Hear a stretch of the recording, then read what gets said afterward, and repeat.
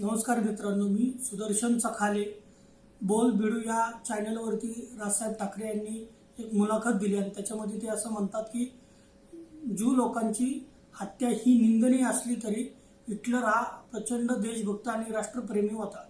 मला असं वाटतं की हे विधान राजसाहेब चुकीच्या पद्धतीने करत आहेत आणि देशभक्त आणि देशप्रेमाचा अर्थ चुकीच्या पद्धतीने लावत आहेत. हिटलरने 60 लाख ज्यू म्हणजे 60 लाख जर्मनीतल्या नागरिकांची हत्या केली.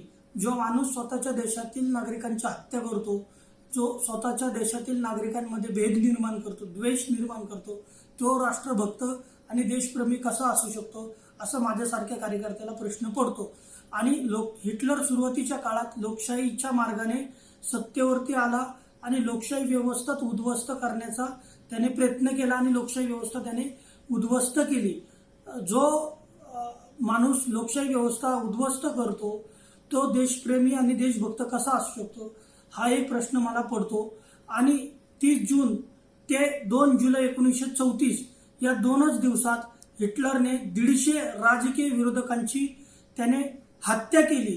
स्वतःच्या देशातील विरोधकांची हत्या करणे हे देशभक्त असू शकतं का? मला असं वाटतं की देश म्हणजे लोक आणि देश म्हणजे देशातील जनता, देशातील नागरिक, या नागरिकांवरती प्रेम करणं, भेदभाव न करणं, त्यांना त्यांच्या विकासासाठी काम करणं, त्यांच्यात द्वेष न पसरवणं हेच खरं देशभक्त आहे. मला असं या ठिकाणी वाटतं.